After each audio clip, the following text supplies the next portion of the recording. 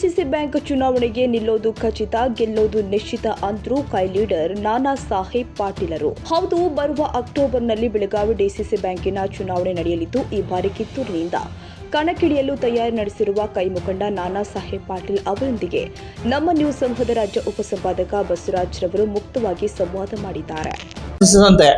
ಚರ್ಚೆ ಮಾಡೋಣ ಬನ್ನಿ ಸರ್. ನಮಸ್ತೆ. ವಿಶೇಷವಾಗಿ ಒಂದ್ ರೀತಿ ಸಹಕಾರ ಫೀಲ್ಡ್ ಅಲ್ಲಿ ತಾವು ಒಂದ್ ರೀತಿ ಈ ಬಾರಿ ಪ್ರಥಮ ಬಾರಿಗೆ ಒಂದ್ ರೀತಿ ತಮ್ಮ ಉಮೇದುವಾರಿಕೆಯನ್ನ ಇದ್ ಮಾಡ್ಲಿಕ್ಕೆ ಹೊರಟಿದ್ದೀರಾ, ಆಕಾಂಕ್ಷಿಯಾಗಿದ್ದೀರಾ ಕಿತ್ತೂರು ತಾಲೂಕಿಗೆ. ವಿಶೇಷವಾಗಿ ಕಿತ್ತೂರು ತಾಲೂಕು ಅಂತದ್ದು ಹೊಸ ಡಿಸಿಸಿ ಬ್ಯಾಂಕ್ ಕ್ಷೇತ್ರ, ಯಾವ ರೀತಿ ಅನ್ಸುತ್ತೆ ಸರ್? ನಮಗೆ ಮೊದಲ ಬಾರಿಗೆ ಅವಕಾಶ ಸಿಕ್ಕತಿ ಕಿತ್ತೂರು ತಾಲೂಕಾಗಿ.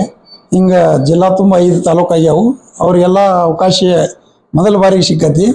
ಅದಕ್ಕೆ ನಾವು ನಮ್ಮ ಜಿಲ್ಲಾ ಉಸ್ತುವಾರಿ ಮಂತ್ರಿಗಳ ನೇತೃತ್ವದಲ್ಲಿ ಹಾಗೂ ನಮ್ಮ ಅಣ್ಣನವರಾದ ಬಾಬಾ ಸಾಹೇಬ್ ಪಾಟೀಲ್ ಕಿತ್ತೂರು ಶಾಸಕರ ಸಮ್ಮುಖದಲ್ಲಿ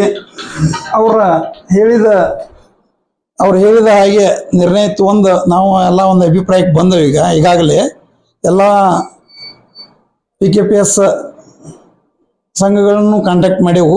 ಎಲ್ಲರದು ಭಾವನೆ ನಿಂದ್ರಿ ಅಂತ ಎಲ್ಲರದು ನಮಗೆ ಸ್ಕೋಪ್ ಕೊಟ್ಟಾರು. ಈ ಸಲ ನಾವು ಅಲ್ಲಿ ಕಿತ್ತೂರು ಇದರದ ಆಕಾಂಕ್ಷಿ ಆಗೇನಿ. ಅವ್ರ ಮುಂದೆ ಅವ್ರು ಯಾರು ಹಾಕಾರ ಅನ್ನೋದು ನನಗೆ ಇದಿಲ್ಲ, ಆದ್ರೆ ನಾ ಮಾತ್ರ ಈಗಾಗಲೇ ಡಿಸೈಡ್ ಮಾಡೇವು ನಾವು ನಿಂದಿರ್ಬೇಕಂತೇಳಿ. ಸರ್, ಈಗ ವಿಶೇಷವಾಗಿ ಮೊದಲಿಂದನೂ ಸಹ ಕಿತ್ತೂರು ಮತ್ತು ಬೈಲಹೊಂಗಲ ಅಂತಕ್ಕಂಥದ್ದು ಎರಡೂ ಒಂದಾಗಿತ್ತು ಸರ್. ವಿಶೇಷವಾಗಿ ಮೊದಲಿಂದನೂ ಅವಿರೋಧ ಆಯ್ಕೆ ಆಗ್ತಿತ್ತು. ಈ ಬಾರಿ ಕಿತ್ತೂರು ಪ್ರತ್ಯೇಕ ಆಗಿರ್ತಕ್ಕಂಥದ್ದು. ಮತ್ತು ಬಹುತೇಕ ಒಂದು ರೀತಿ ಸೊಸೈಟಿಗಳು BJP ಅವರೇ ಇದಿರ್ತಕ್ಕಂಥದ್ದು. ಯಾವ ರೀತಿ ಸಾಧ್ಯ ಸರ್? ಎಲ್ಲ ಒಂದು ಕಡೆ ಸವಾಲಿನ ಹಾದಿ ಇದೆ. ಯಾವ ರೀತಿ ಏನು ಗೆಲ್ಲೋದಕ್ಕೆ ಏನೇನು ಪ್ಲ್ಯಾನ್ ಹಾಕ್ಕೊಂಡಿದ್ದೀರಾ? ಏನೆಲ್ಲ ನಾವು ಎಲ್ಲ ಸೊಸೈಟಿ ಇಲೆಕ್ಷನ್ ಮಾಡೇವು. ನಮಗೆ ಏನು ಮೆಜಾರಿಟಿ ಇತ್ತಲ್ಲ ಅಷ್ಟು ನಮ್ಮ PKPS ಅದಾವು. ನಮ್ಮ ಎಲ್ಲ ಎಲೆಕ್ಷನ್ ಮಾಡೇವು. ನಮ್ಮ ಕಾರ್ಯಕರ್ತರು ಎಲ್ಲ ಊರಾನ್ ಪಡೆಗಳು ನಮ್ದಾದ ಅಂತ ಮೆಜಾರಿಟಿ ಆಗುವಷ್ಟು ನಮ್ಮ ಸೊಸೈಟಿ ಅದಾವು. ಆ ಕಾರಣಕ್ಕೆ ಅವರೆಲ್ಲರೂ ಒತ್ತಾಯ ಮೇರೆಗೆ ನಾನು ನಿಂದ್ರಾತೇನೆ. ಈಗ ಇನ್ನೊಂದು ಜಿಲ್ಲಾ ಒಂದು ರೀತಿ ಸಹಕಾರ ಫೀಲ್ಡಲ್ಲಿ ಒಂದು ರೀತಿ ಸಹಕಾರ ಫೀಲ್ಡ್ ಅಂತ ಬಂದಿದ ತಕ್ಷಣ ಪಕ್ಷಾತೀತವಾಗಿ ನಡೀತೈತಂತೆ ಸರ್. ಸಾಕಷ್ಟು ಅವಿರೋಧವಾಗಿ ಆಯ್ಕೆ ಚಾಯ್ಸ್ ಇರುತ್ತೆ. ಇಂಥ ಸಂದರ್ಭದಲ್ಲಿ ಎಲ್ಲೊಂದು ಕಡೆ ಕಾಂಪ್ರಮೈಸ್ ಮಾಡ್ತಾರೆ, ಎಲ್ಲೊಂದು ಕಡೆ ನಾನಾ ಸಾಹೇಬ್ ಪಾಟೀಲ್ ಅವ್ರನ್ನೂ ಅವಿರೋಧ ಆಯ್ಕೆ ಮಾಡ್ತಾರೆ, ಮತ್ತೆ ದೊಡ್ಡಗೌಡ್ರನ್ನೂ ಅವಿರೋಧ ಆಯ್ಕೆ ಮಾಡ್ತಾರೆ ಅಂತಕ್ಕಂಥ ಸುದ್ದಿಗಳಿದ್ದಾವೆ. ಇಲ್ಲ, ಅದು ನಮ್ಮ ಗಮನಕ್ಕೆ ಇನ್ನೂವರೆಗೂ ಬಂದಿಲ್ಲ. ಅದ ಏನೋ ಇದ್ರು ಆ ಜಿಲ್ಲಾ ಮಟ್ಟದ ರಾಜಕಾರಣ ಅಲ್ಲಿ ಹೋದಾಗ ಅವ್ರು ಏನು ಮಾಡ್ತಾರೆ ಗೊತ್ತಿಲ್ಲ. ಆದ್ರೆ ನಾವು ಇಲ್ಲಿ ಇಲೆಕ್ಷನ್ ಹಾಕತ್ತಂತ ತಯಾರಿ ಮಾಡಿವೆಲ್ಲ. ಅದ ಮುಂದೆ ಅವ್ರಿಗೆ ಹಿರಿಯರಿಗೆ ಬಿಟ್ಟದ್ದು.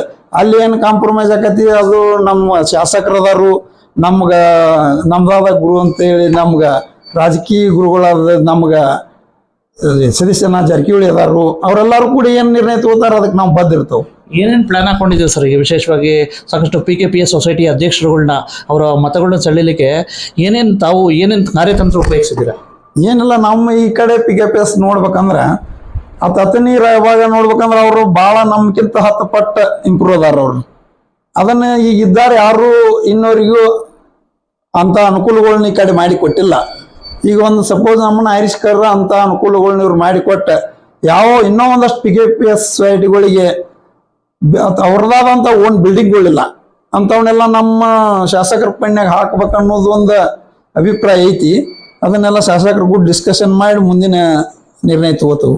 ವಿಶೇಷವಾಗಿ ಒಂದು ಆರೋಪ ಇದೆ ಸರ್, ಸೊಸೈಟಿಗಳು ಅಂದಿದ ತಕ್ಷಣ ಒಂದು ರೀತಿ ರೈತರಿಗೆ ಲೋನ್ ಇರ್ತಕ್ಕಂಥದ್ದು, ಮತ್ತು ಗೊಬ್ಬರಗಳಿಗೆ ಸಮಸ್ಯೆ ಬರ್ತಕ್ಕಂಥದ್ದು, ಮತ್ತು ಹಲವಾರು ಸಮಸ್ಯೆಗಳಿದ್ದಾವೆ. ಏನು ನಿರೀಕ್ಷೆಗೆ ತಕ್ಕಂತೆ ಏನಾದ್ರು ಸಾಕಷ್ಟು ಬಾರಿ ಅವಿರೋಧವಾಗಿ ಆಗ್ತಾ ಬಂದಿದೆ. ಹಾಗಾದರೆ ನಿಮ್ಮ ಪ್ರಕಾರ ಒಂದು ರೀತಿ ಕಿತ್ತೂರು ತಾಲೂಕಲ್ಲಿ ನಿರೀಕ್ಷೆಗೆ ತಕ್ಕಂತೆ ರೈತರಿಗೆ ಸಿಕ್ಕಿಲ್ಲ ಸವಲತ್ತುಗಳು ಅಂತ ನಿಮ್ದು? ಹೌದೌದು, ಸಿಕ್ಕಿಲ್ಲ, ಇನ್ನವರಿಗೂ ಸಿಕ್ಕಿಲ್ಲ. ಎಷ್ಟೋ PKPS ಸೊಸೈಟಿ ಬಿಲ್ಡಿಂಗ್ ಇಲ್ಲ, ಓನ್ ಬಿಲ್ಡಿಂಗ್ ಇಲ್ಲ, ಅವ್ರ ಓನ್ ಫಂಡ್ನೂ ಇಲ್ಲ. ಎಷ್ಟೋ ಸೊಸೈಟಿ ಅವ್ರಿಗೆ ಅಲ್ಲಿ ನೌಕರಸ್ಥರು ಪಗಾರ ಕೊಡೋಕ್ಕಾಗವತ್ತ ಅಂಥ ಪರಿಸ್ಥಿತಿ ಆಗದಾವ ಸೊಸೈಟಿಗಳು. ಅವನ್ನೆಲ್ಲ ಸುಧಾರಣೆ ಮಾಡ್ಬೇಕಂದ್ರೆ ಎಲ್ಲ ಒಂದು ರೀತಿಯಿಂದ ಗೋರ್ಮೆಂಟ್ದಿಂದನೂ ಸಹಾಯ ಬೇಕು ಅವರಿಗೆ ಅನುದಾನ. ಈಗ ಅದ PKPSದಿಂದ ಇನ್ಕಮ್ ಮಾಡೋಕ್ಕೆ ಸಾಧ್ಯ ಇಲ್ಲ ಅವರಿಗೆ.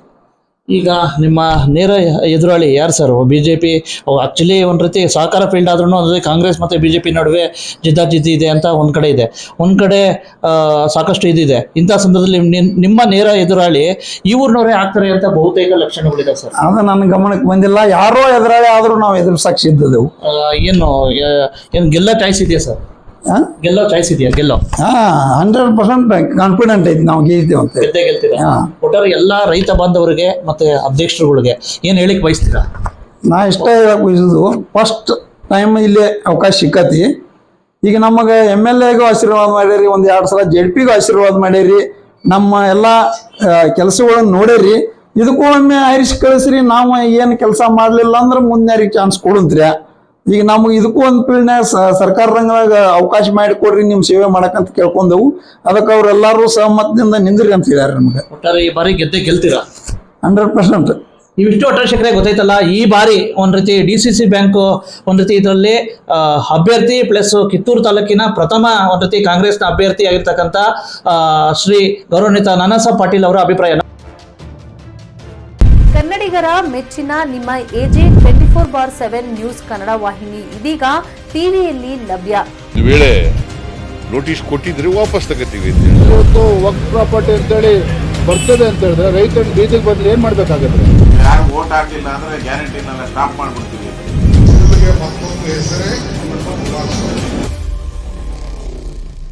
ಕರ್ನಾಟಕ ಮತ್ತು ದೇಶ ವಿದೇಶ 360 ಡಿಗ್ರಿ ಸುದ್ದಿ ಹಾಗೂ ಉತ್ತರ ಕರ್ನಾಟಕ, ಬೆಳಗಾವಿ, ಬಾಗಲಕೋಟೆ, ಧಾರವಾಡ, ಹಾವೇರಿ, ಗದಗ, ಬಿಜಾಪುರ ಜಿಲ್ಲೆಯ ಕ್ಷಣ ಕ್ಷಣದ ವಿವರವನ್ನ ಪಡೆಯುವುದಕ್ಕೆ AJ 24/7 ನ್ಯೂಸ್ ಕನ್ನಡ ವಾಹಿನಿಯನ್ನ ಲೈಕ್ ಮಾಡಿ, ವಿಡಿಯೋಗಳನ್ನ ಶೇರ್ ಮಾಡಿ, ಕಮೆಂಟ್ ಮಾಡುವ ಮೂಲಕ ನಮ್ಮ ವಾಹಿನಿಗೆ ಸಹಕಾರ ನೀಡಿ ಮತ್ತು ಚಾನೆಲ್ ಅನ್ನ ಸಬ್ಸ್ಕ್ರೈಬ್ ಮಾಡಿ. ಧನ್ಯವಾದಗಳು.